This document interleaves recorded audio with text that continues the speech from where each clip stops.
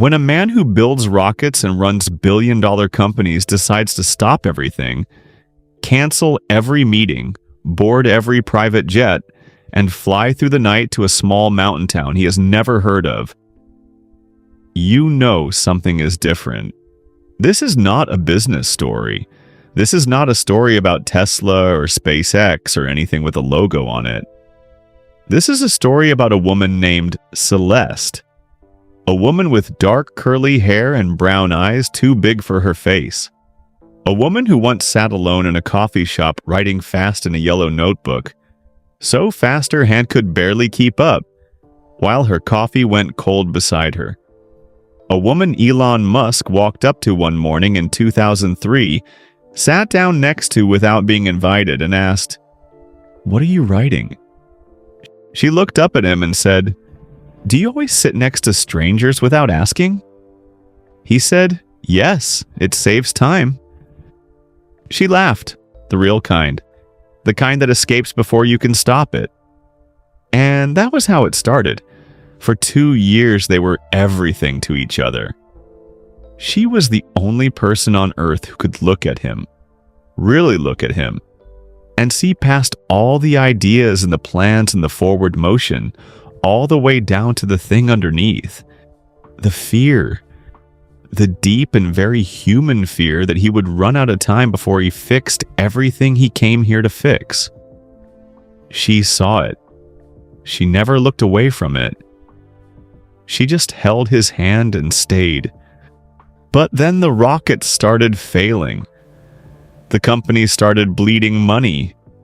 The world started laughing at him. And Elon Musk did what he always did when things got hard. He disappeared into the work. And slowly, so slowly, neither of them noticed it happening. He stopped seeing her. Not on purpose. Not because he stopped caring, but in the way that a river slowly carries away a riverbank, one grain at a time, until one day there is nothing left to stand on. She left a note on his kitchen table. 7 sentences. Blue ink. No anger. No bitterness. Just the truth. Written plainly by a woman who had loved him completely and was now walking away with her eyes open and her head up. He read it at 10:30 at night. He called her 4 times. She did not answer. He told himself he would fix it. He had fixed harder things than this. But days became weeks. Weeks became months. And somewhere inside the noise of launches and disasters and headlines and history, the months became years. 20 years passed. And then one Wednesday evening, a small envelope landed on his desk. Plain white. Handwritten. Old-fashioned stamp. His name in blue ink. In handwriting he recognized before he could understand how he still recognized it after all this time. Inside was a single index card. 7 words. "I thought you should know." See? That was all. No phone number, no explanation. Just 7 words and an initial from a town in the Colorado mountains he had never heard of. He booked a flight that same night. He drove 40 minutes through the dark with a quiet driver named Santos, past pine trees and frozen creeks, and a sky so full of stars it looked almost impossible. He stood on the porch of a small white house on Maple Birch Road, with his breath making clouds in the cold air and his heart doing something it had not done in 20 years. He rang the doorbell. He waited. The door opened. And it was not Celeste. It was a girl, a teenager. Dark curly hair, brown eyes too big for her face. 2 fingers stained with blue ink from something she had been writing. She looked at him without surprise, with something older and more complicated than surprise, and stepped back and held the door open wide. She said, "She told me you would come. She said to let you in." And what Elon Musk found inside that small white house in the mountains of Colorado, what was waiting for him behind that door after 20 years of silence, was something no amount of money, no rocket, no company, no headline had ever prepared him for. It changed him completely. And you need to watch this whole video to find out what it was, because the real story, the part that will stay with you long after this video ends, is only just beginning. The year was 2003. Elon Musk was 31 years old. He was already a man who moved too fast for most people to keep up with. He had sold one company and started another. He was talking about electric cars when everyone thought that was crazy. He was talking about space when most people thought that was even crazier. He had big ideas. He had big plans. He had a meeting to get to in 40 minutes. But on a Tuesday morning in June in a small coffee shop in Palo Alto called The Corner Grind, Elon Musk forgot about all of it because he saw a woman with a yellow notebook. She was sitting alone at a corner table. She had dark curly hair pulled up in a messy bun. She was wearing a blue denim jacket 2 sizes too big for her. Her coffee had gone cold 20 minutes ago. Anyone could see that, because she had not touched it once. She was writing fast. Her hand could barely keep up with her thoughts. She was so lost in that notebook that the whole coffee shop had disappeared for her. The noise, the people, the smell of espresso, all of it. Gone. She was in her own world. And for some reason, a reason he would think about for years afterward, Elon Musk very much wanted to know what that world looked like. He ordered his espresso. He waited. He looked at her again. Then he walked over and sat down at the table right next to hers. He had not been invited. He did not ask permission. He simply sat. "What are you writing?" he said. The woman looked up. She had brown eyes that were slightly too big for her face. It made her look like she was always a little surprised, always catching the world mid-sentence. She stared at him the way you stare at someone who has just walked into the middle of a dream and started talking. "Excuse me?" she said. "Your notebook." Elon nodded toward it. "You have been writing for at least 20 minutes without stopping. I am curious about what is in there." She stared at him. "Do you always sit next to strangers without asking?" "Usually, yes," Elon said. He was not embarrassed. He was almost never embarrassed about things like this. Most people are interesting if you give them a real chance. It saves time to find out right away. She looked at him for a long moment. Then she looked at her notebook. Then back at him. "It is a letter," she said finally, "to my younger sister. That is a long letter. She is going through something hard." "What kind of something hard?" The woman set down her pen. She put it beside the notebook, straight and neat. "You are very direct, aren't you?" "It saves time," Elon said simply. She laughed. It was not a polite laugh. It was not a trying to be friendly laugh. It was the kind of laugh that escapes before you can stop it. Real and sudden, like a bird flushed from tall grass. She covered her mouth with her hand. Then she shook her head, just slightly, like she was shaking off the surprise of it. "My sister lost her baby," she said. Her voice went quiet. 6 months ago. She has not been getting better, so I write her letters. Long ones. I put in memories. I put in stories. Things from when we were little girls, silly things, small things. Things that made us laugh. I am trying to remind her that life was beautiful once." She paused. "And that it can be beautiful again." Elon was quiet for a moment. This was not something that happened often. "That is a very kind thing to do," he said. "I am a very kind person," she said. She did not say it to brag. She said it the way you state a fact you have simply made peace with. Like, the sky is blue. I am a kind person. Both things are true and neither one needs defending. Her name, she told him, was Celeste Navarro. She was 29 years old. She taught art at a middle school called Jefferson Valley Elementary. She had grown up in New Mexico, moved to California for college, and stayed because the light here was different from anywhere else she had ever been. The light? Elon said. The way it falls in the afternoon, Celeste said. In New Mexico, the light is gold. Here it is almost white. Sharp. It makes everything look very clear. She glanced out the window. I like things that are clear. Elon missed his meeting. He did not notice until much later that he had missed it. He sat in that coffee shop for 2 full hours. They talked about her sister, whose name was Lourdes. They talked about his plans for an electric car company. She had not heard of Tesla yet. She asked good questions, not polite questions.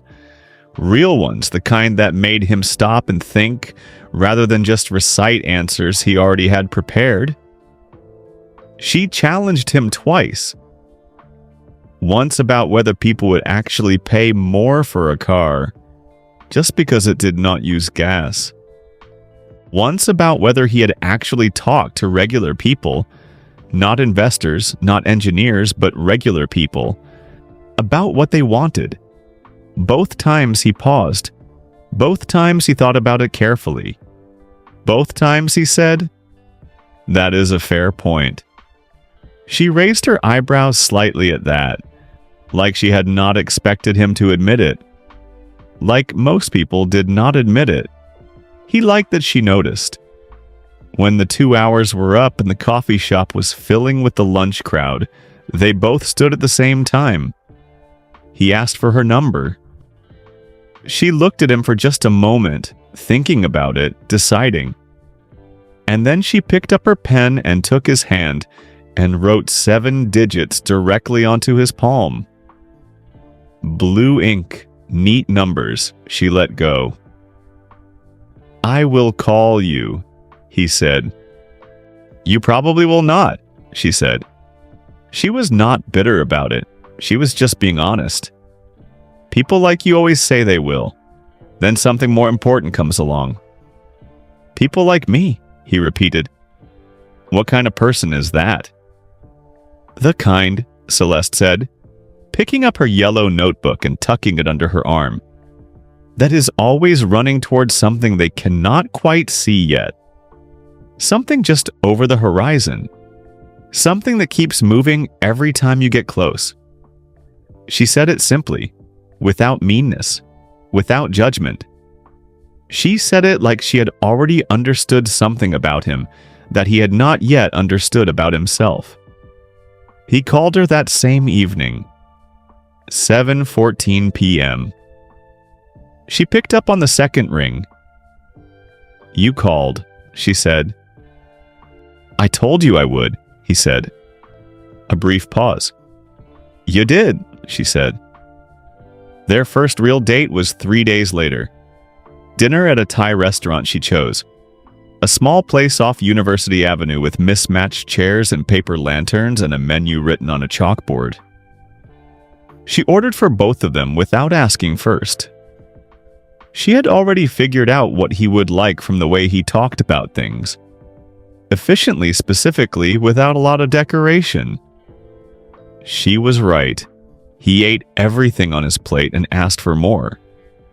By the time dessert arrived, 1 order of mango sticky rice, 2 spoons, he knew something had shifted. Not in a loud way. Not in the way people describe falling in love in movies, where there is music and slow motion and a sudden certainty about everything. It was quieter than that. It was the feeling of being seen. Not seen the way people saw him at work. His ideas, his plans, his output, his potential. Seen the way Celeste looked at him across a table in a small Thai restaurant with mismatched chairs. Like she was reading the part of the book other people skipped over. Celeste Navarro had a gift. She could look at a person and find the part they were working hardest to keep hidden. Not to expose it, not to use it against them, just to understand it.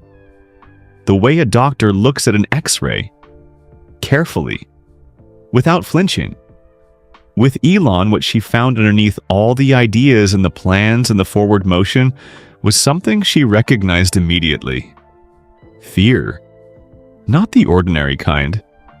Not the fear of embarrassment or failure or being wrong. Something older and deeper than that. The fear that he would run out of time before he could finish what he came here to do. That the world would move on before he had fixed what needed fixing. That the clock was always running, and it was running faster than he was. She did not try to talk him out of it. She did not tell him everything was going to be fine. She simply looked at it, at him, steadily and without looking away. He had never had anyone do that before.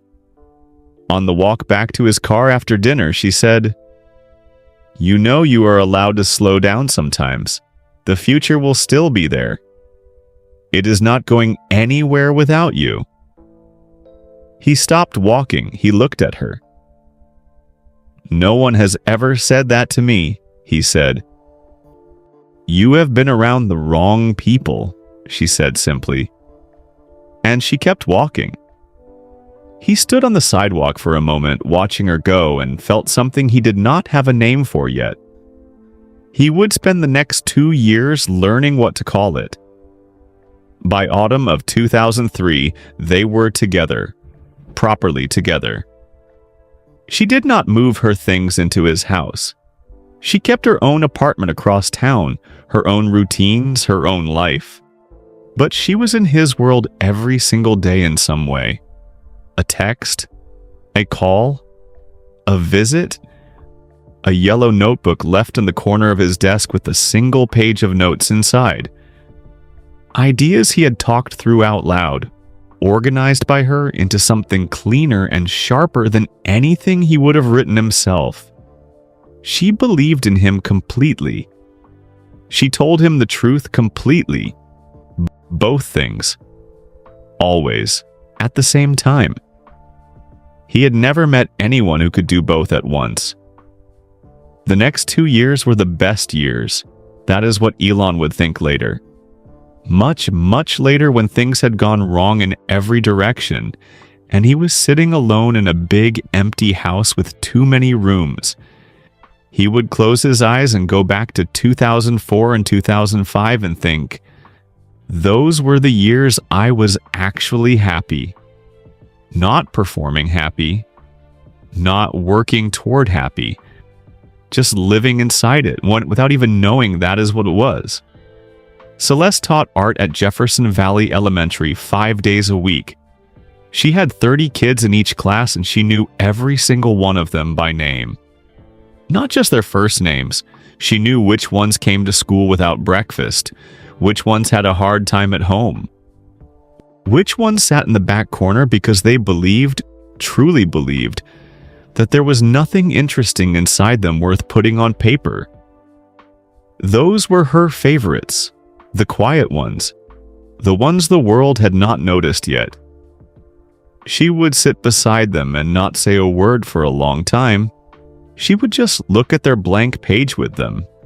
And then she would ask one question. Always a different question, always the right one.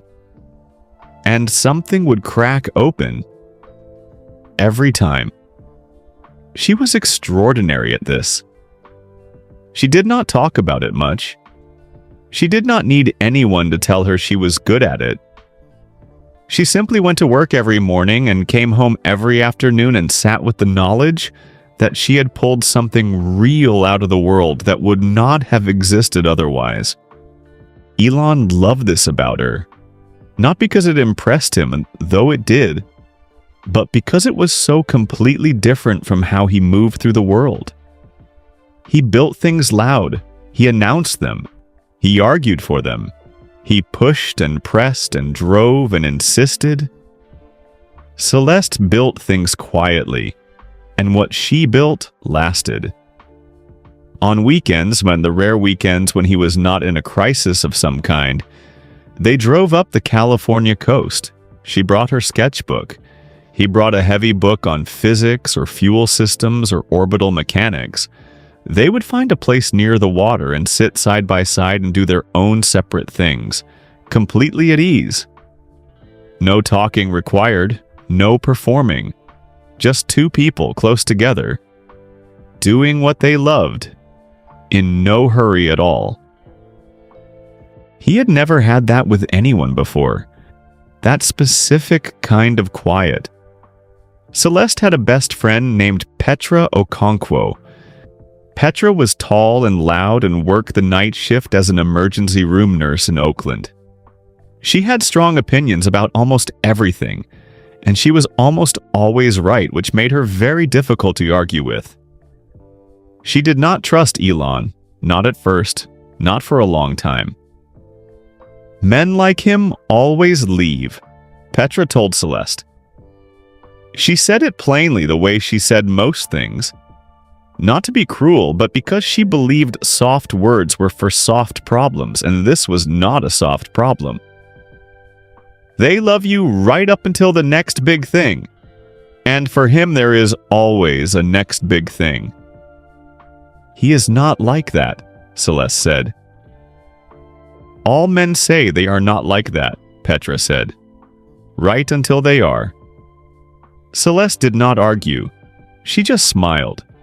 The small, calm smile of a person who knows something the other person does not know yet.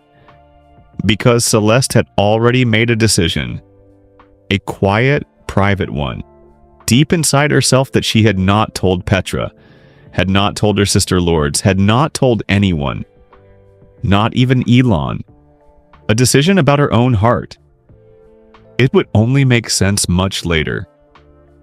On the night of their 2-year anniversary, Elon took Celeste back to the same Thai restaurant. Same table, same mismatched chairs, same paper lanterns. He had called ahead and asked them to hold it.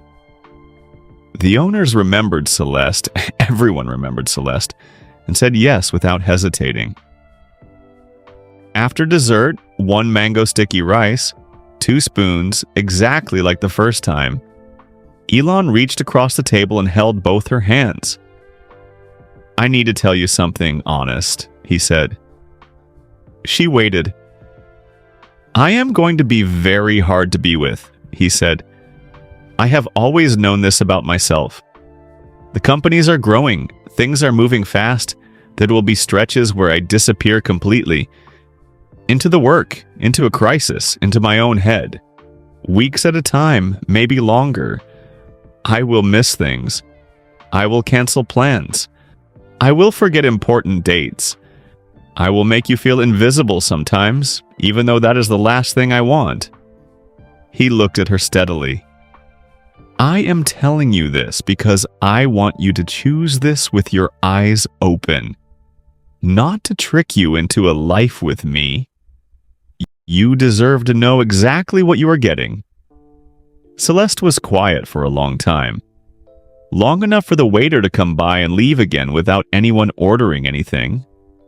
Then she said, "I already know all of this. I knew it the day you sat down next to me in that coffee shop without asking. I made my choice that day. I have not unmade it since." He held her hands tighter. "You are sure?" "I am sure," she said. "But Elon, I need you to hear something too." He waited. "I have limits," she said. "Not many, but I have a few real ones. Lines I have drawn for myself. The day you cross them, I will leave.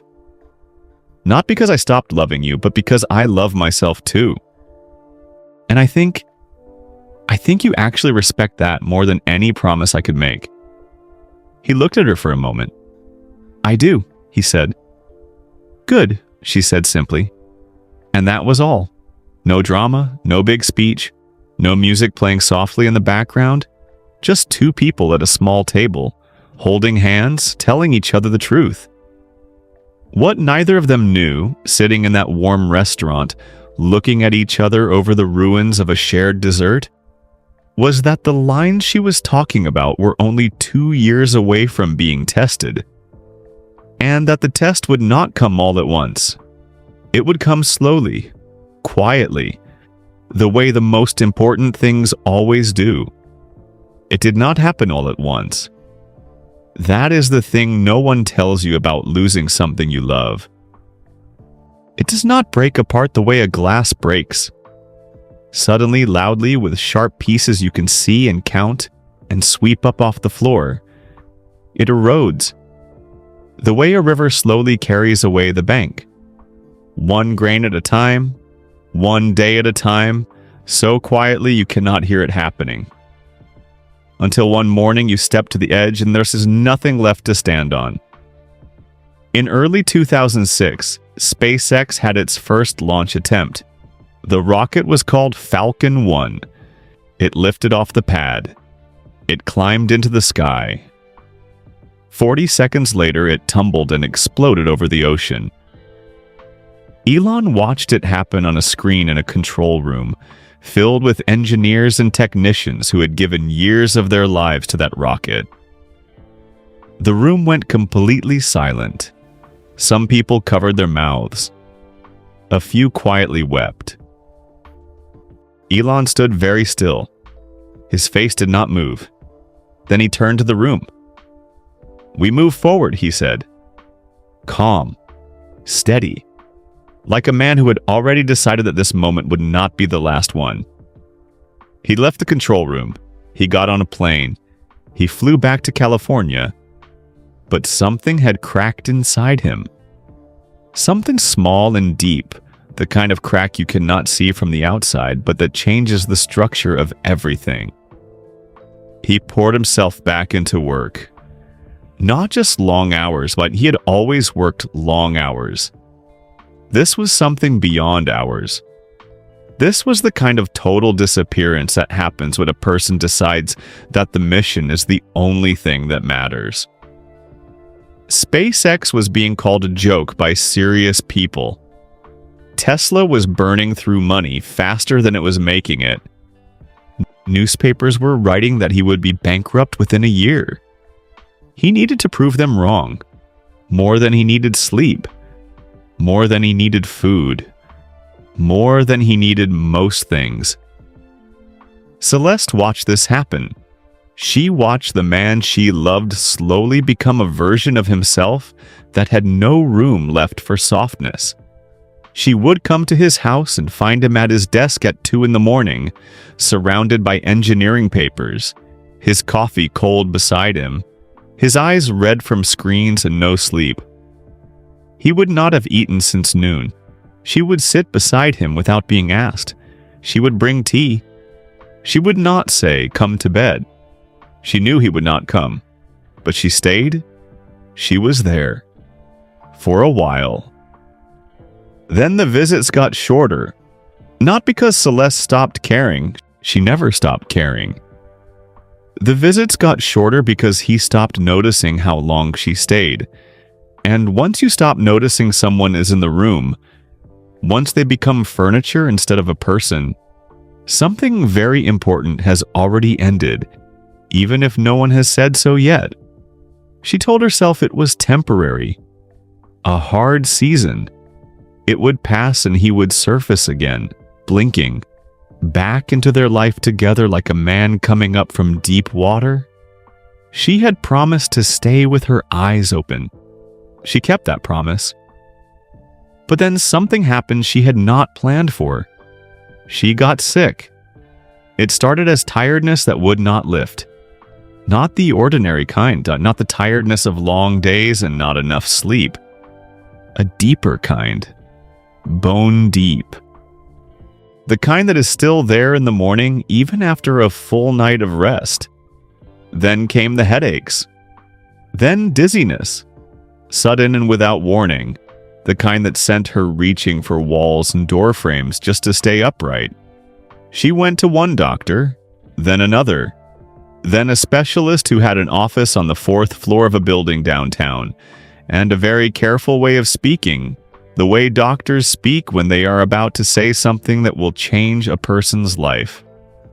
The diagnosis came on a Tuesday afternoon in February of 2007. Multiple sclerosis. Early stage, the doctor said. Manageable. Treatable. She would need to watch it closely. She would need to lower her stress. Rest more. Push herself less. She sat in the parking lot of the medical building for 40 minutes before she could make herself drive. She sat in the driver's seat and looked at the steering wheel and breathed. In and out. In and out. Then she drove to Elon's office. His assistant, a young man named Trevor with a kind face and an apologetic manner, met her in the lobby. He told her Elon was in a meeting. It would be about an hour. She waited. An hour passed, then 90 minutes. Trevor came back, his face sorry. The meeting had run long. Could she leave a message? Could he have Elon call her? She looked at the lobby for a moment. At the clean floors and the framed diagrams on the walls and the hum of a building full of people working very hard on very important things. No, she said quietly. It's all right. She left. She did not tell Elon about the diagnosis that day. She told herself she would wait for the right moment. A quiet evening, a walk on the coast. Somewhere that felt like them, not like the world he lived inside now. The right moment never came. Every time she tried to form the words, she would look at him, stretched thin, carrying the weight of 2 companies and 1,000 decisions. And she could not add one more thing to what he was already holding. She told herself this was kindness. She told herself she was protecting him. She carried it alone.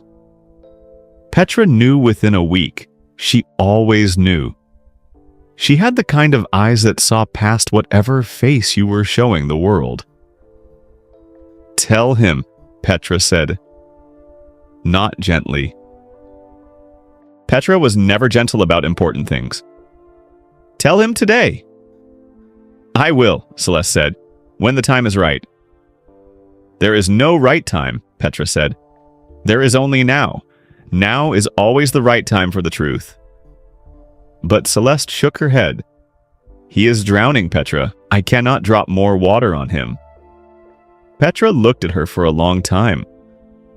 You are not water, she said quietly. You are the person who loves him. That is completely different. Celeste did not answer. 6 months after the diagnosis, she sat down with Elon at the Thai restaurant. Their table, their chairs. She had rehearsed the words 100 times. She had written them in her yellow notebook and crossed them out and rewritten them and crossed them out again. She opened her mouth. His phone rang. He looked at the screen. He looked at her. I have to take this, he said. It is the board, 1 minute. He was already standing, already moving toward the door.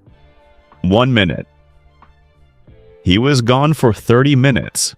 When he came back, his face had the look it got when there was a fire somewhere that needed putting out immediately. He sat down and placed his phone face up on the table between them. I am sorry, he said. You were about to say something. She looked at the phone on the table. At his face, already half somewhere else. It can wait, she said softly. And she smiled. And he believed her. That was the moment. That was the exact grain of sand where the bank gave way. Not with a crash, just a quiet shift. Just a small surrender that felt, in that moment, like nothing at all. She never found another moment to say the words. They stayed inside her. 3 months after that dinner, she packed a small box of her things from his house. She did it on a Thursday afternoon while he was in a meeting. She moved carefully through each room. She did not take much, only things that were entirely hers.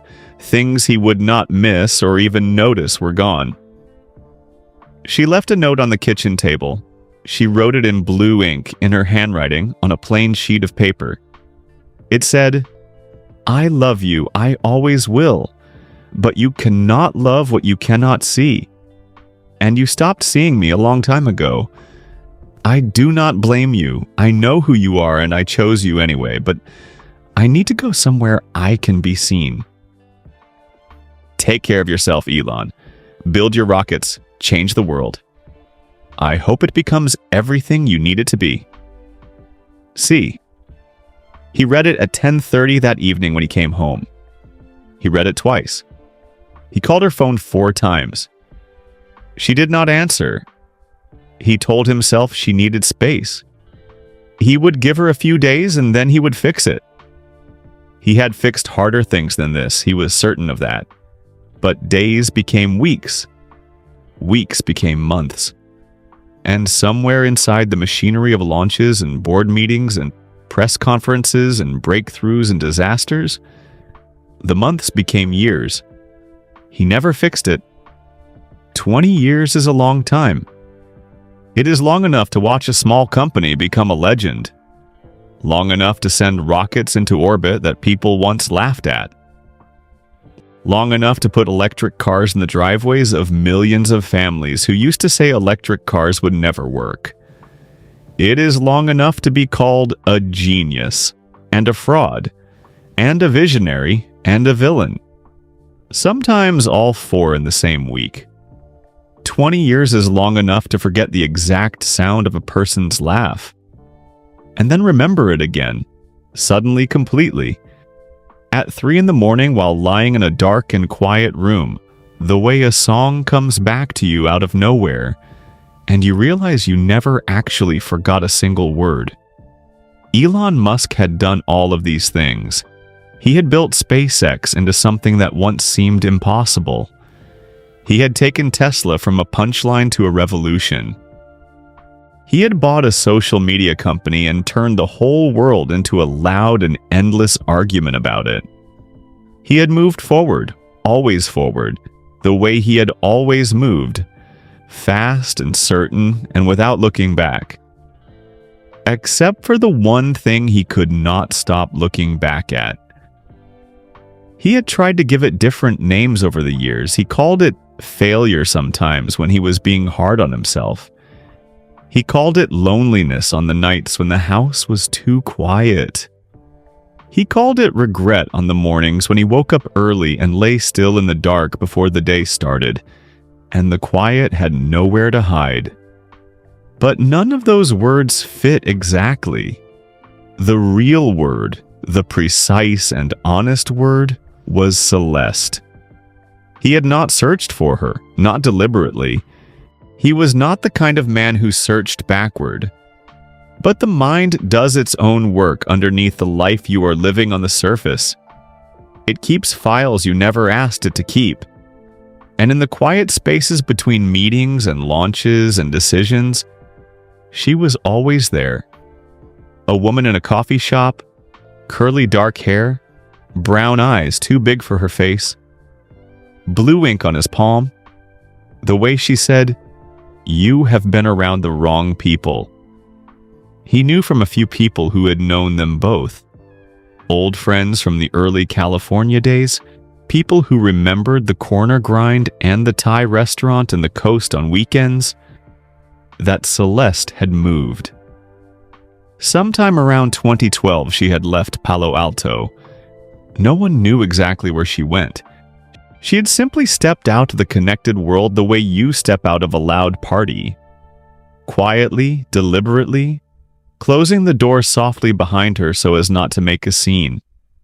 She had no social media, nothing online with her name on it. No articles, no interviews, no digital trail of any kind. She had, as far as the modern world was concerned, simply ceased to exist. This bothered him more than he ever said out loud to anyone. Not because he wanted to find her. He told himself that for a long time and mostly believed it.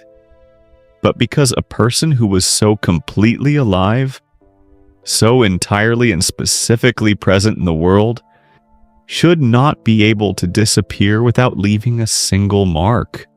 It felt wrong, like a light going out in a room and no one noticing. The year that changed everything was 2027. Elon was 55 years old. He was in his office on a Wednesday evening, later than most people stayed, working through a document he had already read twice without really reading it. His personal assistant, a calm and precise woman named Dara, who had worked for him for 6 years and had never once been rattled by anything, came in and placed a small envelope on the corner of his desk. "This came in the afternoon post," Dara said. "Handwritten. I thought you should see it yourself." She left. He looked at the envelope. It was small, plain white. An old-fashioned stamp in the corner. His name and office address written by hand in blue ink. Neat, careful letters that his eyes recognized before his brain could explain how or why. He turned it over. The return address was a town he had never heard of. Briarwood, Colorado. A small town, a mountain town. The kind of place that does not show up in business news or technology headlines or anywhere he normally looked. He opened the envelope slowly. Inside was a single index card, white, unlined. On it, in the same blue ink, in handwriting that had not changed in 20 years, were 7 words. "I thought you should know." See, that was all. No explanation, no phone number, no second sentence. Just 7 words and an initial sitting in the center of a small white card like a stone dropped into still water. He sat with it for a long time. Dara came back 20 minutes later to ask if he needed anything before she left for the evening. She found him still sitting exactly where she had left him, the index card held in both hands, his document untouched. "Are you all right?" she asked. He looked up. "Find me everything you can about a town called Briarwood, Colorado," he said. "And find me the next available flight." Dara opened her notebook. "For when?" Elon looked at the card one more time, at the 7 words, at the initial. "Tonight," he said. Briarwood, Colorado is the kind of town that people from cities imagine when they close their eyes and think about peace. And then, when they actually arrive, it turns out to be even more than that. The private jet landed at a small regional airport just after midnight. The terminal had 1 gate and 1 attendant and a coffee machine in the corner that nobody was using. Outside, the mountain stood black against a sky so full of stars it looked almost unreasonable. Too many stars, too bright. The kind of sky that makes you feel that the city version of night has been lying to you your whole life. A hired car was waiting on the tarmac. Black SUV. The driver was a quiet older man named Santos. He had the address already loaded into the GPS. He did not ask where they were going or why. He simply held the door open and drove when Elon got in. Elon sat in the back and watched Colorado move past the window. Pine trees in the dark. A frozen creek catching the moonlight for just a second before it was gone. The road rising and curving through the mountains the way roads do out here, not in straight lines, but in long, patient bends, following the shape of the land rather than trying to fight it. He had spent years looking at the sky in a very specific way. Trajectory, fuel load, orbital windows, entry angles. The sky is a problem to be solved, a distance to be crossed, a frontier to be claimed. Right now, he was just looking at it, the way a person looks at something beautiful when they have no plan for it, no use for it, just the looking. He held the index card in his hand the whole drive. 7 words, 1 initial. He had turned those 7 words over in his mind for the entire flight. What did she need him to know? That she was alive? That she was thinking of him? That something had happened. Something she could not say in a letter, could only say in person, face to face, after 20 years of silence? He did not know. He would not know until the door opened. And that not knowing sat in his chest the whole 40-minute drive like a stone he could not put down. The GPS spoke quietly. Santos turned off the main road onto a smaller one, then smaller still. Maple Birch Road, the name on the index card. A street lined with pine trees and old wooden fences and houses set back from the road with their porch lights on. The kind of neighborhood where people knew their neighbors and left their doors unlocked and brought soup when someone was sick. Santos pulled the car to a gentle stop. "This is it," he said quietly. Elon looked through the window. The house was small. White painted wood with the porch across the front. Flower boxes in the windows, empty now, waiting for spring. A single light on inside, warm and yellow behind thin curtains. Someone awake at this hour. Someone who knew he was coming. He sat in the car for a moment without moving. In his 55 years, he had stood in places that should have made a man feel small and didn't. Rocket launch pads. The floors of factories that stretched further than the eye could follow. Boardrooms where billions of dollars changed direction with a single sentence. He had stood in all of those places and felt, if not comfortable, then at least certain. Like a man who knew why he was there. He did not feel certain right now. He got out of the car. The night air hit him immediately, cold and clean and sharp with pine, so different from the recycled air of planes and offices that it felt like breathing for the first time in a long while. His breath made small white clouds in front of him. He walked up the path. 5 steps. 6. The wooden porch creaked once under his foot. He raised his hand and pressed the doorbell and listened to it ring somewhere inside the house. He waited. From inside, movement. Slow and careful, the kind of movement that has intention behind it. Then a light came on above the door, sudden and warm, catching the cold air and the pine trees and his own face looking back at him faintly in the small dark window of the door. A pause. Then the door opened. And it was not Celeste. It was a girl. A teenager. 15, maybe 16. Dark curly hair loose around her face. Brown eyes. Too big for her face in the exact same way. 2 fingers of her right hand stained with blue ink. The way a person's fingers look when they have been writing for a long time and forgot to notice. She looked at him without surprise. Not with fear, not with excitement.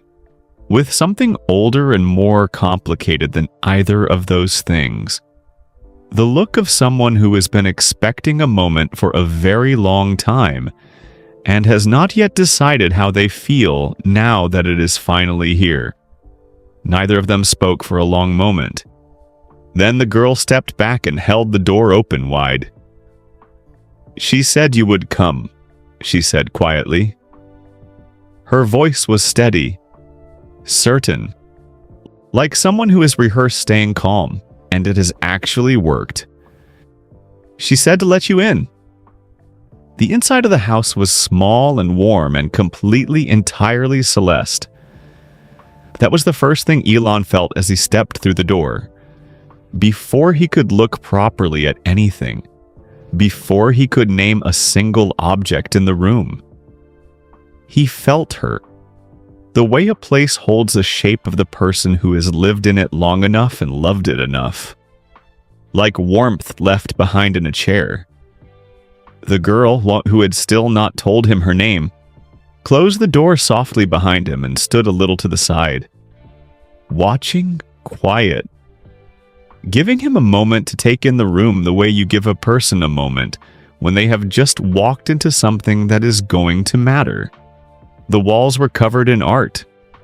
Not prints from a store, not decorations chosen to fill empty space. Real art, paintings, drawings, watercolors, charcoal sketches, made right here in this house over many years by someone who made art the way other people breathe. Necessary, constant, without thinking about it too hard. Some of the pieces were detailed and technically beautiful, the kind that make you stop and look for a long time because there is always something more to find. Others were rough and loose and full of speed, feeling put down fast before it could escape. All of them were alive in the way that only happens when the person who made them was not trying to impress anyone. Just trying to be honest. Along one wall there was a wooden shelf holding a long row of yellow notebooks. 20 of them, maybe more. All different sizes. All worn at the spines and soft at the corners from years of being opened and closed and carried and held. Elon stood in front of that shelf for a moment and counted without meaning to. 23 notebooks. 23 years of thoughts and letters and memories and ideas. All of it held together on one simple shelf in a small white house in a mountain town he had never heard of until yesterday. On the kitchen table there was a mug of tea, still slightly warm. He could see the faint curl of steam rising from it in the lamplight. Beside the mug, open and face down to hold the page, a yellow notebook. The one she had been writing in before he rang the bell. A sentence left unfinished mid-line, the pen still resting in the spine of it like a bookmark. She had been writing when he arrived. Of course she had.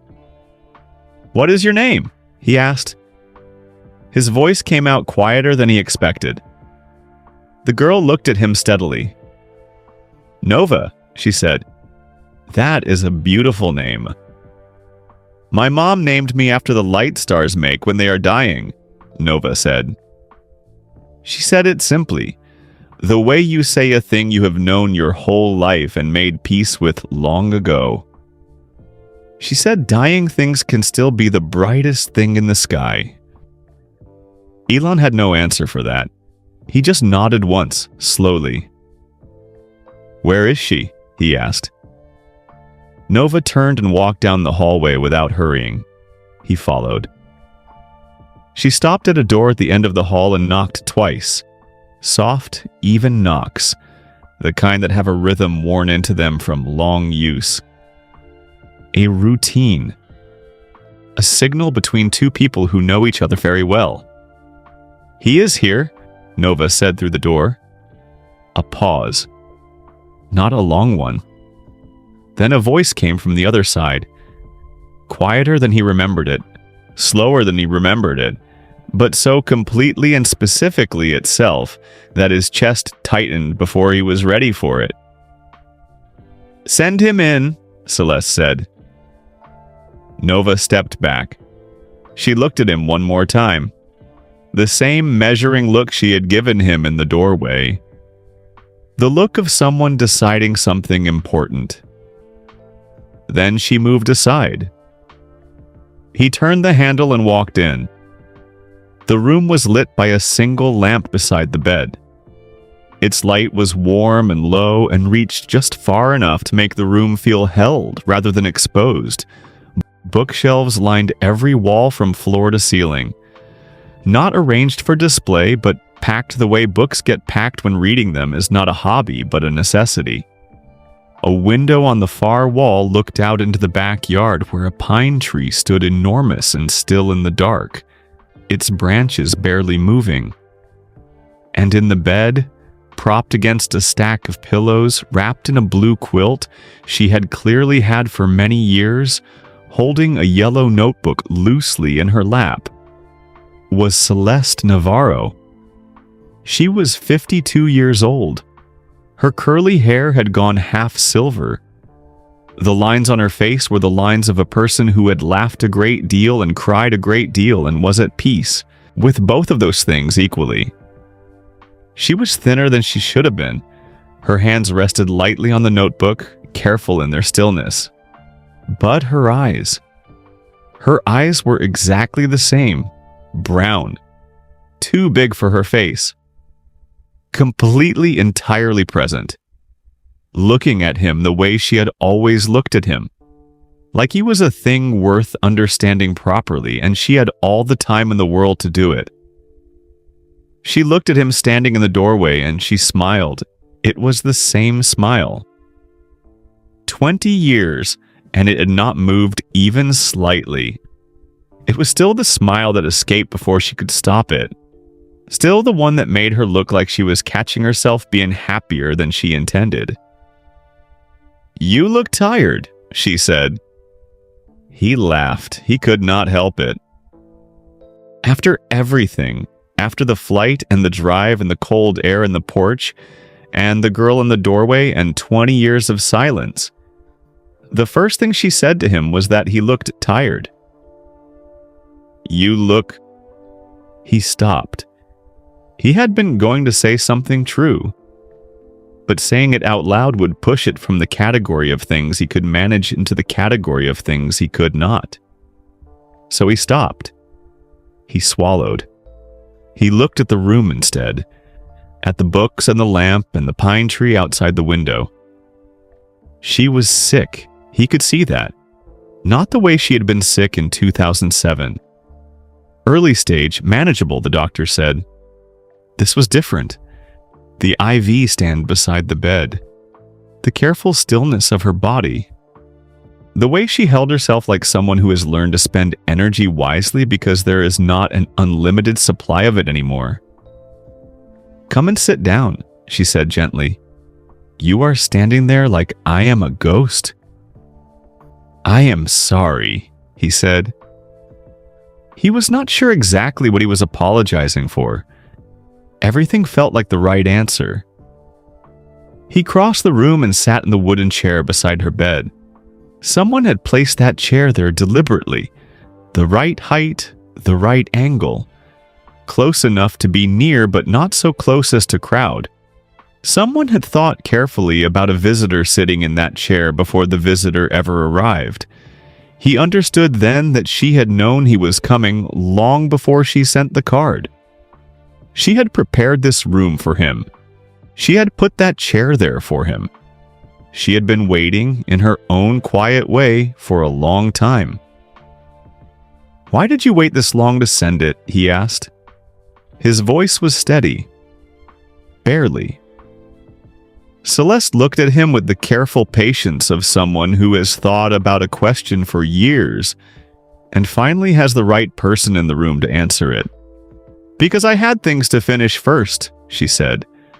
"And because I needed to know who you had become before I let you back into this room." "And?" he said. "Who have I become?" She tilted her head, studied him the same way she always had.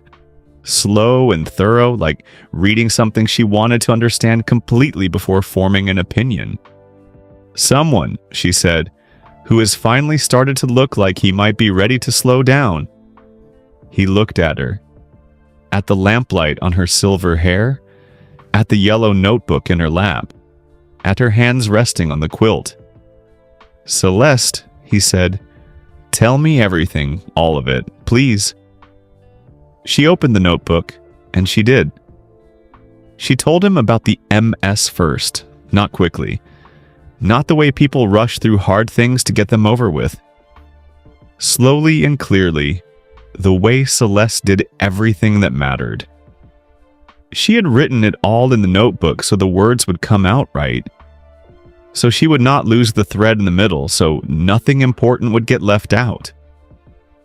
The MS had gotten worse. That was the plain fact at the center of everything else. By 2013, she had needed a cane on the bad days. By 2017, the bad days outnumbered the good ones.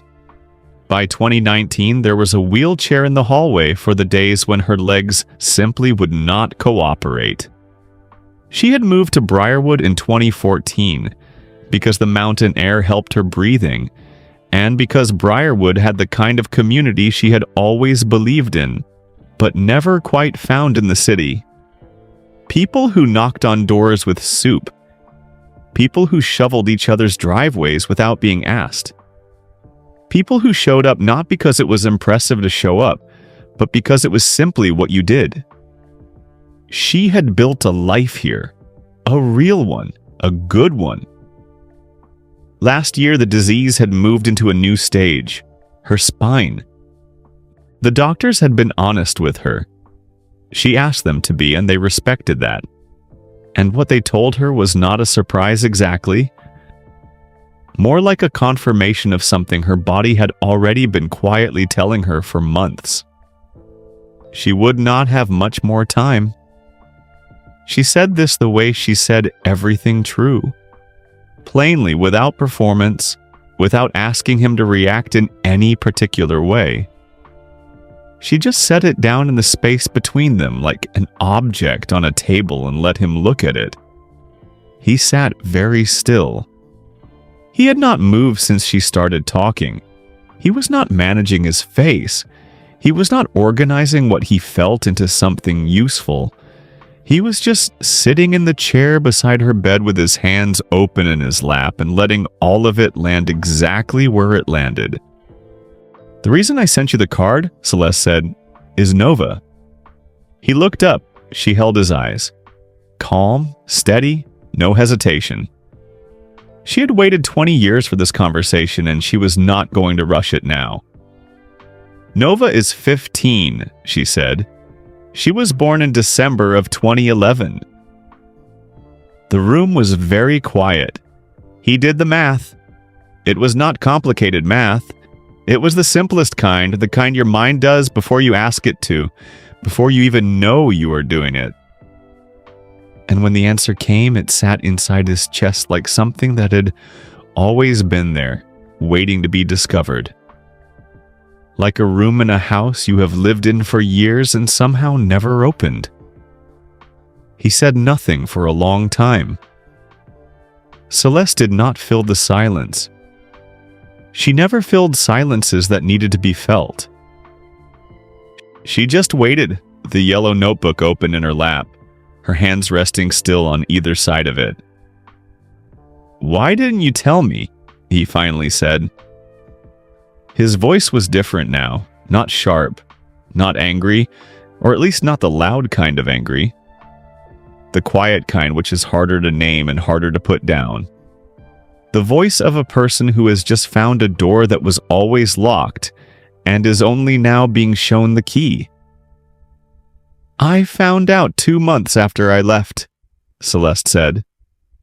"I sat with it for a long time before I knew what I thought. I wrote about it in 3 notebooks before I could even find the right questions to ask myself." "And what did you decide?" She looked at the quilt on her lap for a moment, then back at him. "I thought about what telling you would mean," she said. "You were in the worst years of your life. 2 companies nearly broken. The whole world calling you a fool.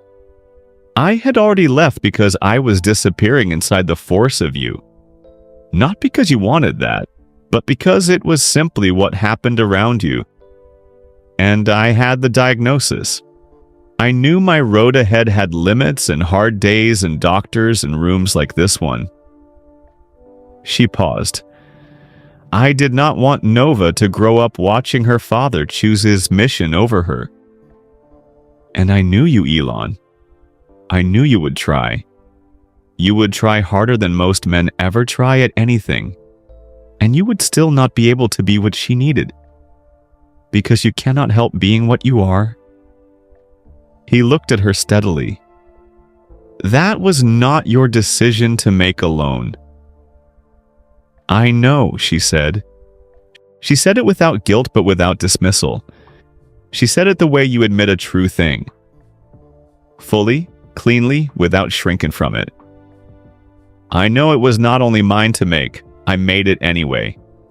I would make it again, or perhaps I would not. I have thought about it so many times I am no longer certain which version of myself is right. That uncertainty is part of why I sent the card. Not to defend myself, not to ask for forgiveness. To give you what time is left, to give Nova what time is left. He stood up. He did not pace. He was not a pacer. He just needed to be on his feet for a moment. He walked to the window and looked out at the pine tree in the dark, at the branches barely moving, at the stars above the mountains. Does she know? He asked, his back still to the room. She has known since she was 12, Celeste said.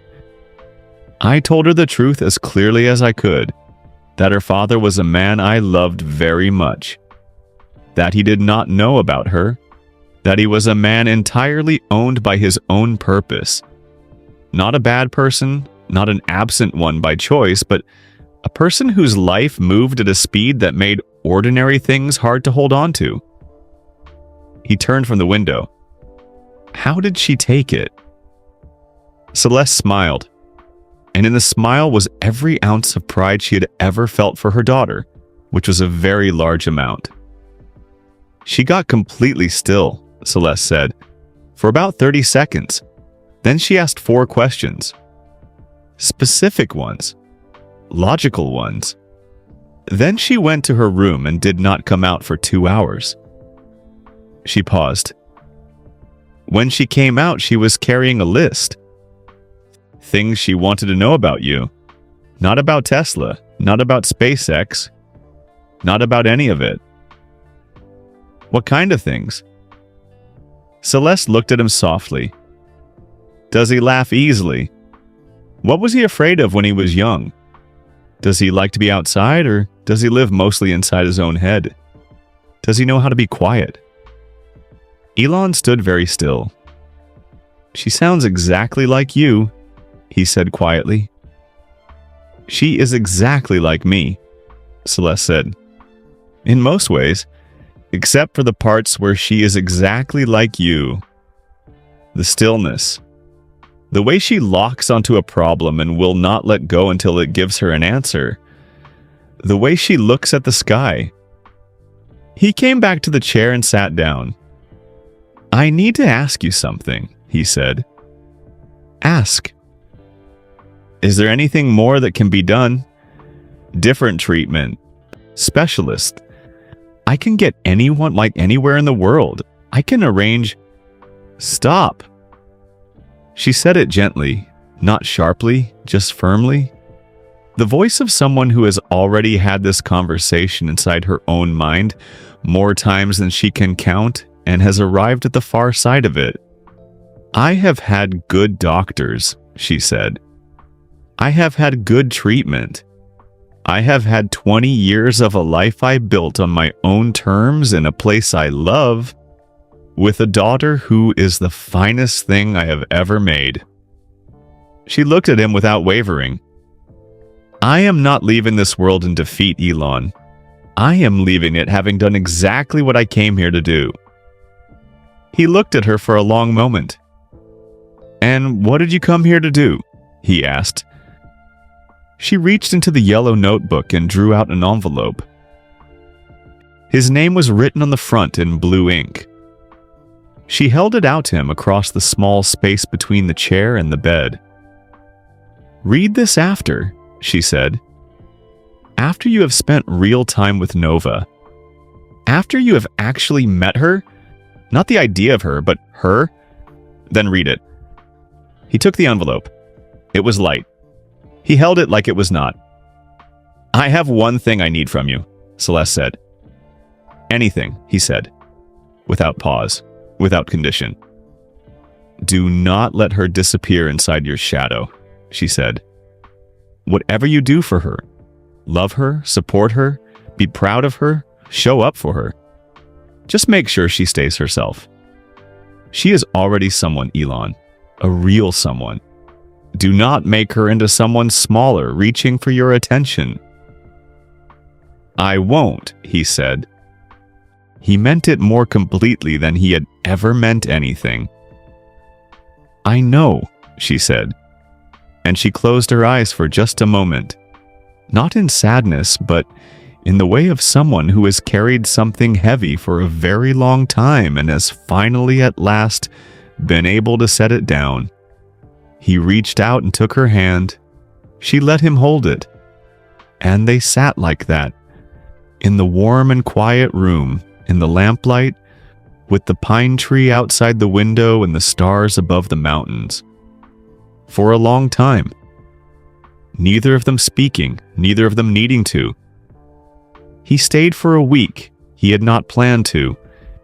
He had not brought enough clothes for more than 2 days. His calendar had meetings in it, important ones, the kind that had been scheduled for months, and involved people who flew in from other countries and expected him to be there. He called Dara the next morning. He told her to move everything. Dara said, "For how long?" He looked out the small window of the spare room at the pine tree in the yard, at the mountains beyond the rooftops, at the sky above the mountains. "A week," he said, "maybe more." A pause. Then Dara said, "Understood." And she went and moved everything without one word of complaint because she was the finest assistant he had ever had. And also because she had heard the particular quiet in his voice that meant something was happening that mattered more than any meeting. She shipped him clothes overnight. They arrived the next morning in a neat bag left on the porch by a courier who knocked once and left without waiting. Nova had made the bed in the spare room before he arrived. He only found this out on the second morning when she mentioned it the way she mentioned most things. Offhand, between spoonfuls of cereal, not looking up from the tablet she was reading. "You made the bed?" he said. "Mom cannot do it herself anymore," Nova said simply. And someone had to. She went back to reading. He stood at the kitchen counter with his coffee and looked at the back of her head and thought, "This is what strength looks like when it is 15 years old and has never been told it is exceptional. It just does the thing that needs doing and moves on." On the second morning after breakfast, she said, "Do you want to see my workshop?" She did not wait for him to answer. She was already putting on her jacket. The workshop was a converted garden shed behind the house. Small, also by maybe 3 meters by 4. Every centimeter of it used. Shelves on all 3 walls holding tools and components and half-finished things in labeled bins. A workbench down the center with a lamp clamped to one end and a magnifying glass on an arm beside it. A 3D printer in the corner. Older model, clearly bought second-hand, clearly repaired more than once with parts she had sourced herself. It smelled like solder and sawdust and something faintly electrical. It smelled like every workshop he had ever loved. She walked him through each project without being asked. She did not perform enthusiasm. She did not need to. The enthusiasm was simply there, underneath everything she said, the way heat is underneath a surface you have not touched yet. "This one is an air quality sensor," she said, pointing to a circuit board covered in components and thin colored wires. "Most of the good ones cost thousands of dollars. Schools cannot afford them. Small towns cannot afford them. I am building a version that costs under 40. He leaned in and looked at the board carefully. He asked a technical question about the calibration method.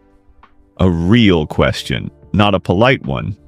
The kind you ask when you actually want to know the answer. She answered it completely and correctly. Then she paused and corrected a small error in the follow-up assumption he had made. She did it without making him feel foolish about it. She just stated the correction as a fact and kept going. "You are good at this," he said. "I know," she said, not with pride, with the same simple certainty she used for everything. The way her mother said, "I am a very kind person" across a table in a coffee shop in 2003. Just a fact.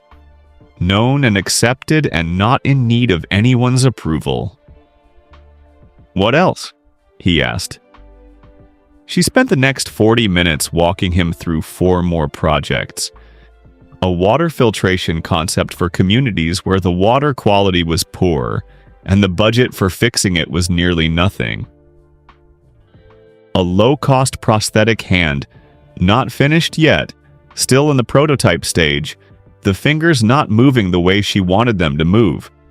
A small solar-powered charging station, the size of a shoebox, designed to give people in places without reliable electricity a way to charge a phone or a lamp or a medical device.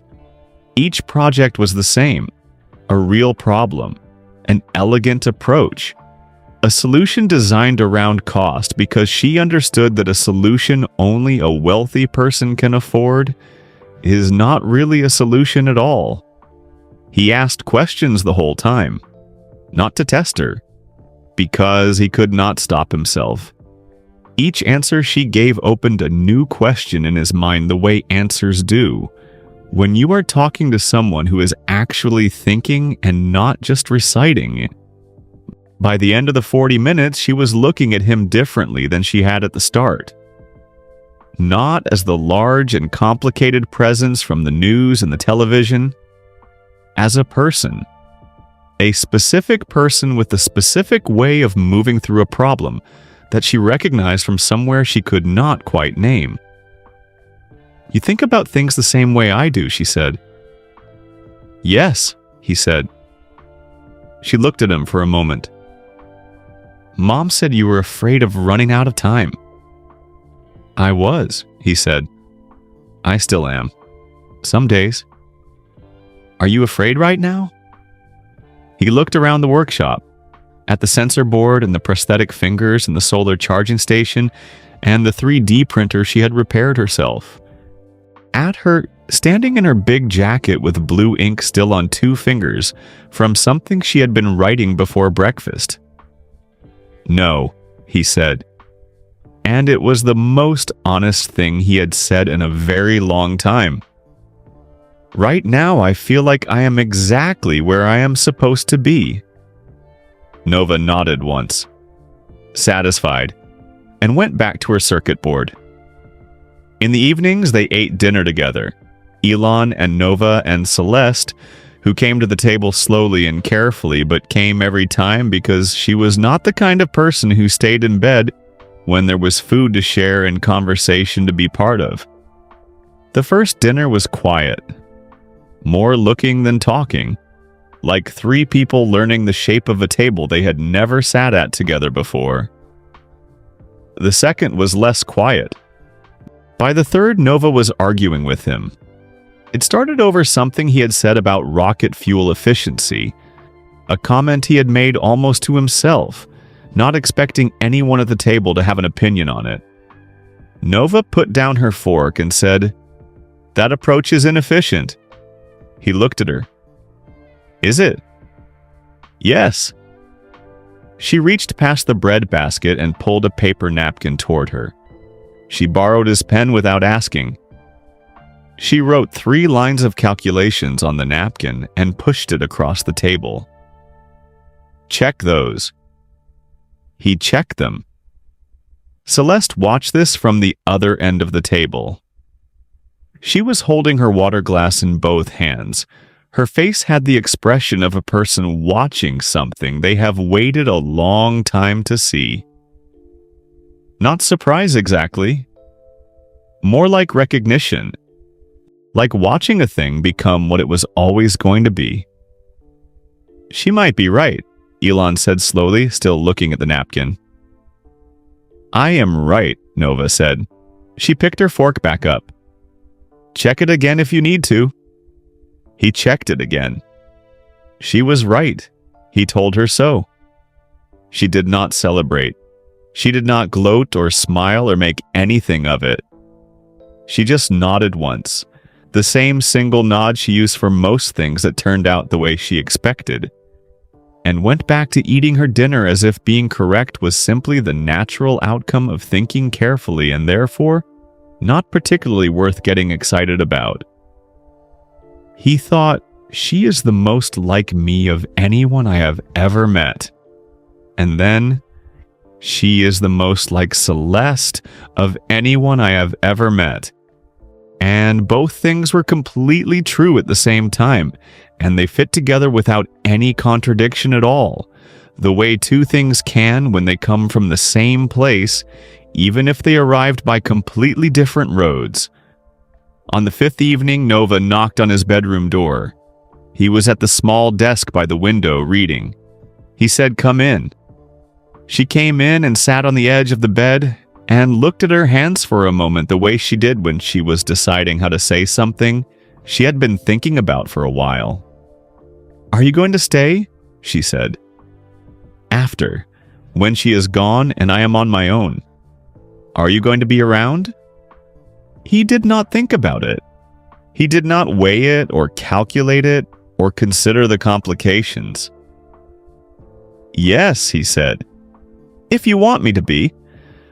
I am not going to push myself into your life, but if you want me there, I will be there. I promise." She looked at him with those eyes. Celeste's eyes. Steady and measuring and unwilling to be fooled by the easy answer. "Mom says you are better at keeping promises when you make them to one person instead of the whole world," she said. He almost smiled. "She is probably right about that." "She usually is," Nova said quietly. She stood up. She looked at him one last time. Then something in her face settled, the last small piece of a decision clicking into place. "Okay," she said. "Then okay." She left. He sat at the window for a long time after, looking at the pine tree, at the mountains, at the place where the sky went dark and the stars began. He was not thinking about rockets. He was not thinking about companies or missions or the future of anything.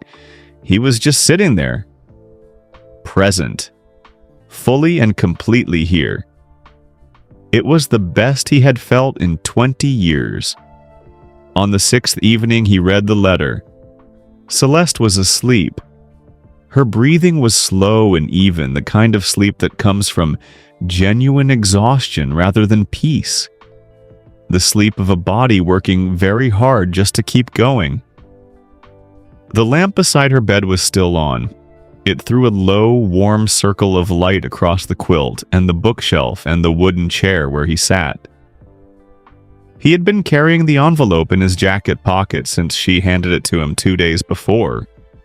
He had touched it many times, reached in while walking, while sitting at the kitchen table with his coffee, while standing at the window watching the mountains go dark at the end of the day. He had touched it and not opened it because she had said, "After. After you have spent real time with Nova. After you have actually met her." He had met her now, it really met her. He was certain of that. He opened the envelope carefully, the way you open something you already know matters. Inside were 2 pages, folded once. Lined paper covered front and back in blue ink, her handwriting, the same it had always been. Neat and fast and slightly forward-leaning, like a person always moving toward the next word. He smoothed the pages on his knee and read. She had written it this way. "Elon, I have been thinking about what to write to you for 2 years.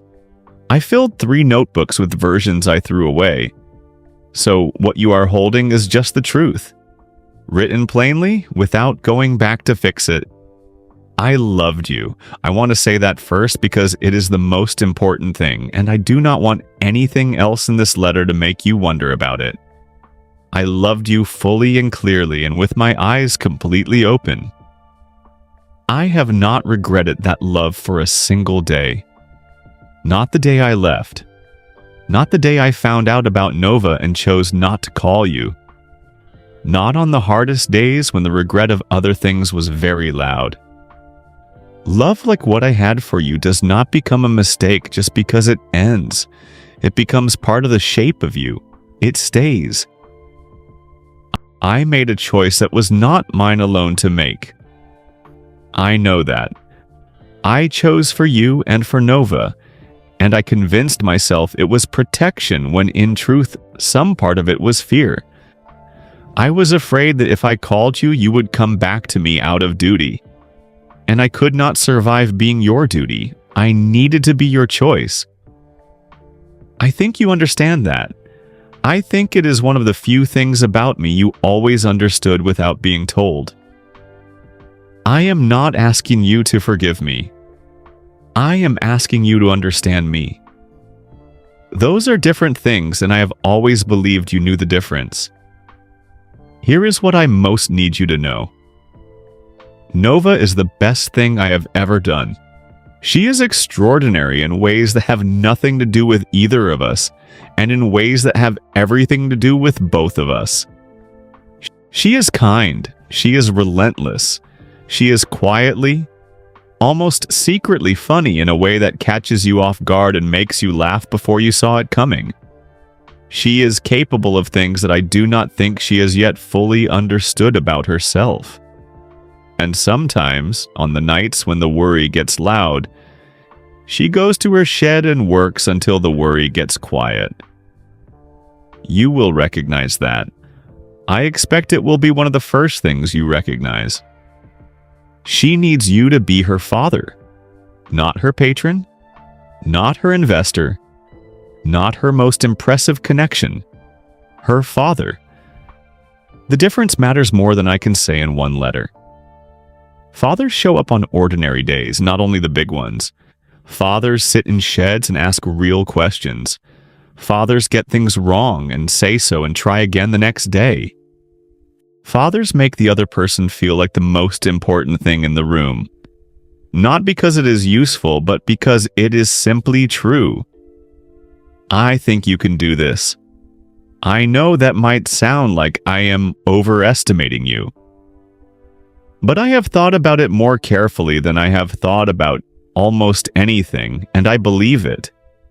I believe this is the thing that will teach you what the rockets could not.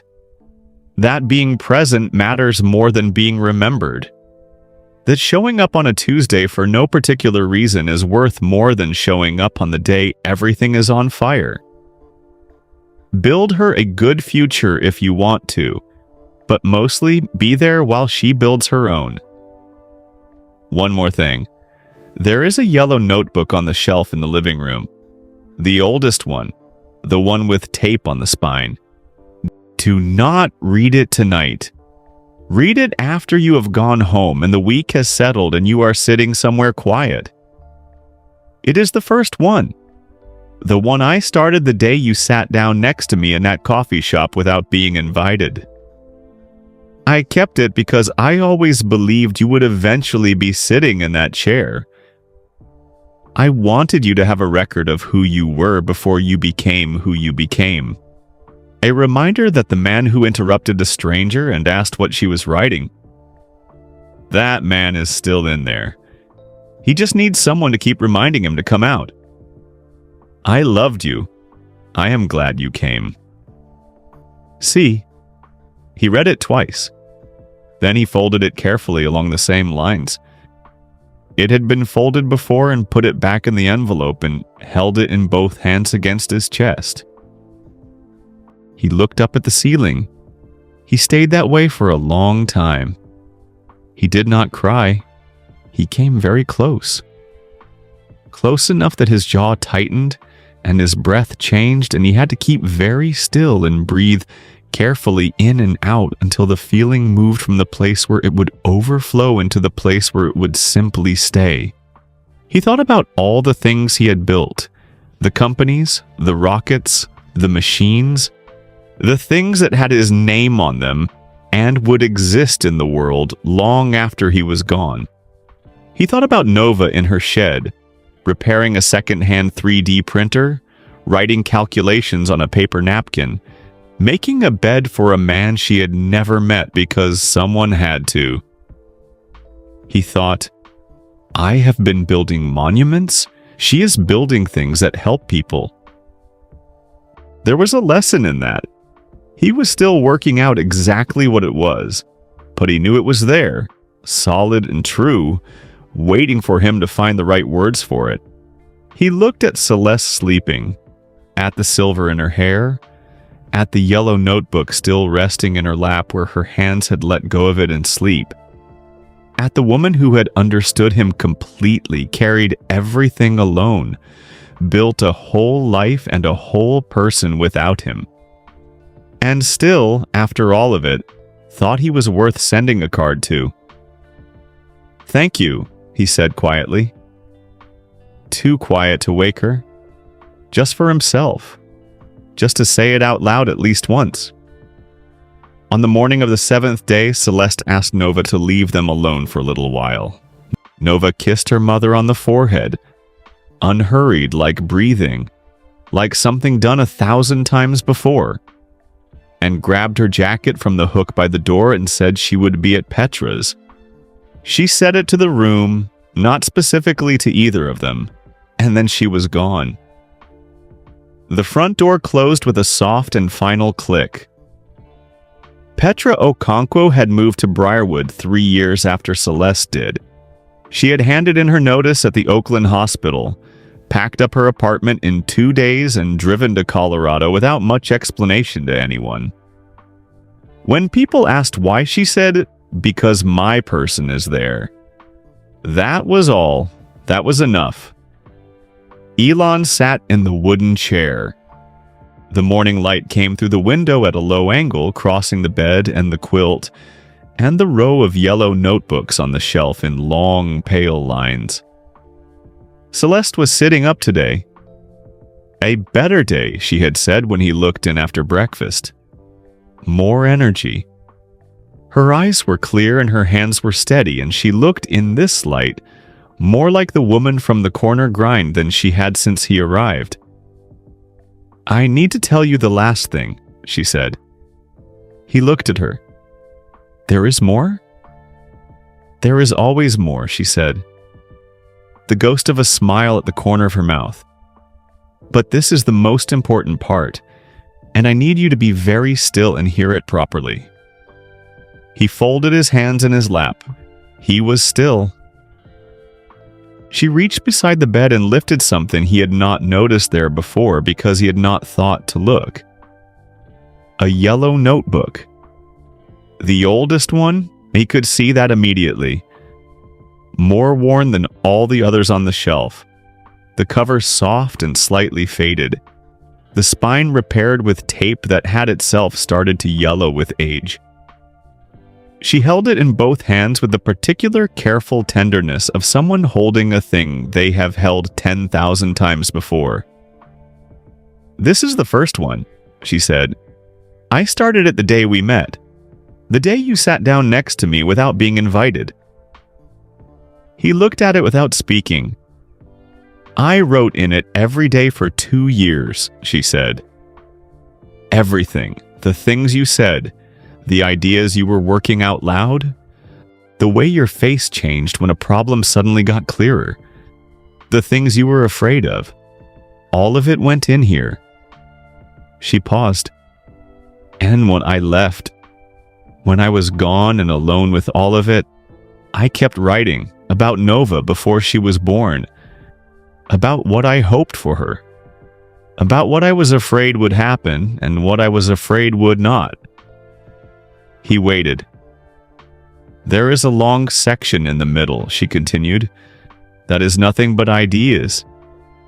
Yours, the ones you talked through in that coffee shop and at dinner and on the coast on weekends. Ideas from before the companies became what they became. Ideas that got buried under the weight and the speed of everything that came after. Some of them you used eventually. Some of them you never did." She held the notebook out to him. He took it. It was lighter than he expected, and heavier, in the way that things are heavy when what is inside them weighs more than the paper they are written on. "Nova has never read it," Celeste said. "But some of those buried ideas of yours, she arrived at versions of them herself, her air sensor, her water filter, her prosthetic hand. Different roads, same destinations. She looked at him steadily. I think that means there were always real ideas worth going back to. I think some things wait for the right person to find them again. He opened the notebook to the first page.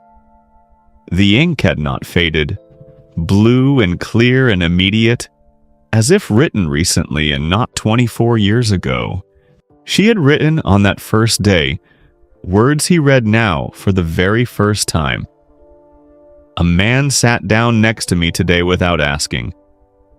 He wanted to know what I was writing. He had the look of someone running very fast towards something he could not yet see.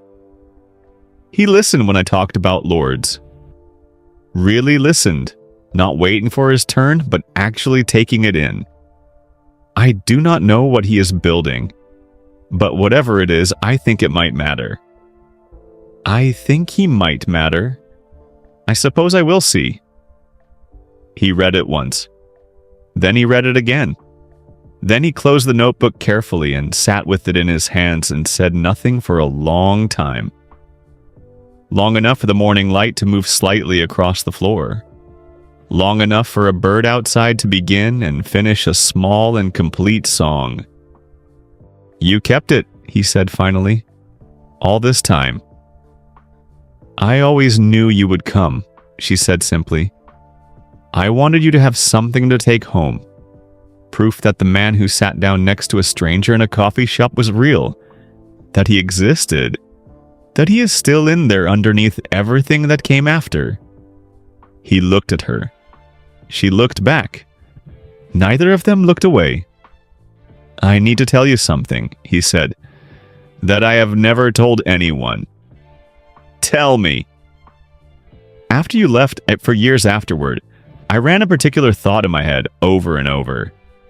Not about the companies, about one specific evening. The Thai restaurant, the phone on the table, the board call. He looked at his hands. You were about to say something. I could see it. You had been building toward it all night, and I was going to let you say it, and then my phone rang, and I stood up. He paused. I have thought about that moment for 20 years. One moment. That is all it would have taken. Just staying in the chair. The room was very quiet. If I had stayed in that chair, he said, everything would have been different. Celeste looked at him for a long moment. Then she said, maybe. Or maybe we would have found another way to the same place. Some distances are going to happen no matter how carefully you try to avoid them. She tilted her head slightly. But I am glad you said it. I am glad you have been carrying it. Not because you deserve to carry it, but because it means you were paying attention even then. Even when I thought you had stopped. He nodded slowly. You always saw me more clearly than I saw myself, he said. Yes, she said, without false modesty. Just, yes. That was always true. Outside the window, the pine tree moved in a small wind. The mountains beyond the rooftops were bright with morning. Somewhere down the street, a dog barked once and then went quiet. What do I do now? He asked. He did not mean it as a large question about life. He meant it practically for today, for the days ahead. He was a man who needed the next step, and she had always been the person best at giving it to him, without making it feel like instruction. Go home when you need to, Celeste said. Come back when you can. Call Nova, not to check on her, just to talk. About her projects, about whatever she is thinking about. Let her call you when something goes right, and when something goes wrong, and when nothing particular is happening at all. She paused. Show up for the ordinary days, Elon. That is the whole answer. It always was. He stood. He did not want to leave the room, but he understood that she needed rest and that staying would be keeping something for himself that she could not afford to give. He picked up the old yellow notebook. He picked up the envelope with the letter in it. He held both against his chest. "I will come back," he said. "I know," she said. He walked to the door. He stopped. He turned. She was already looking at him. Had been looking at him the whole time, the way she had always looked at him. Like he was a thing worth understanding properly, and she had worked very hard at it and was glad that she had. "Thank you," he said. "For sending the card, for the chair, for all of it." She smiled, the real one. The one that escaped before she could stop it. "Thank you," she said, "for sitting down."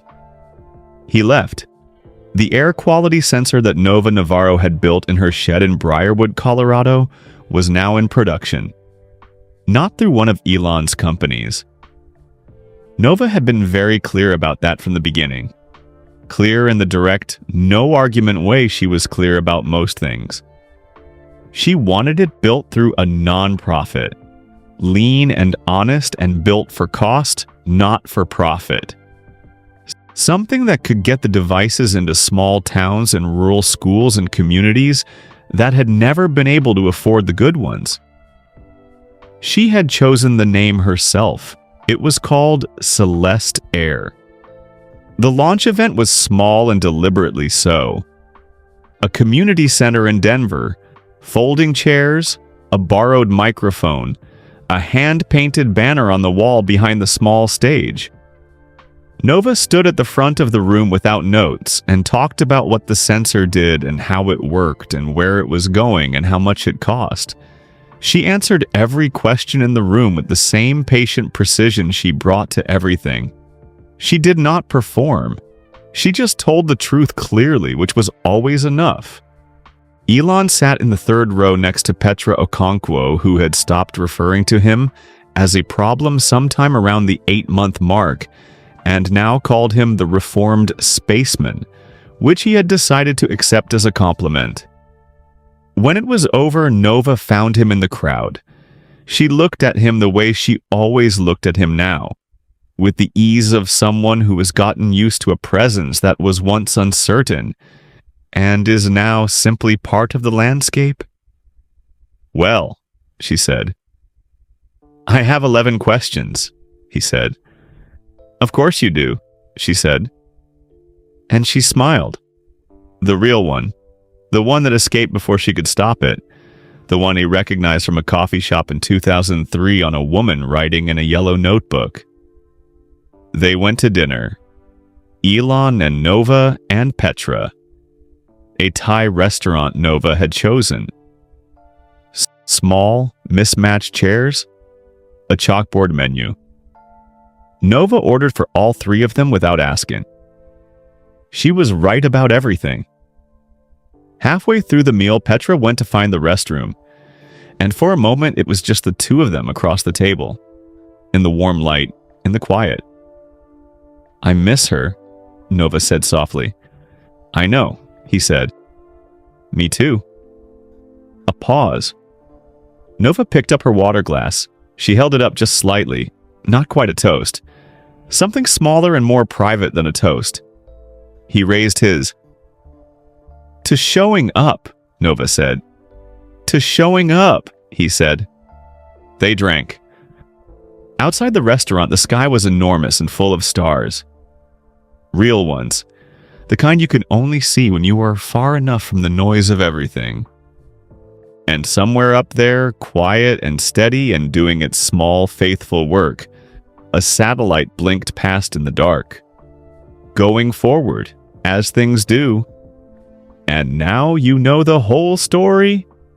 A man who built rockets could not hold on to the one person who truly saw him. A woman who loved him completely chose to carry everything alone. And a girl named Nova, who never knew her father, built things to help people from a shed in the mountains with blue ink on her fingers and her mother's eyes. Some stories remind you what actually matters. This is one of them. So, before you go, drop a comment below and tell us where you are watching from right now. It could be your bedroom, your kitchen, a bus, a break room. Wherever you are, we want to know. This community comes from every corner of the world, and every single comment makes this feel less like a screen and more like a room full of real people. If this story moved you even a little, and if it made you think about someone you have been meaning to call, or a moment you wish you had handled differently, or simply made you feel something real today, please hit the like button right now. It takes 1 second and it helps more people find stories like this one. And if you believe that kindness is worth spreading, that the world gets a little better every time someone stops and actually feels something, then subscribe to this channel. Every story we tell is chosen for exactly that reason. To slow you down for a few minutes. To remind you what is real. To send you back into your day a little more human than you were before. And finally, the next story is already waiting for you. It is on the screen right now. Click it. We think you are going to love it. Thank you for being here. Thank you for watching all the way to the end. That matters more than you know.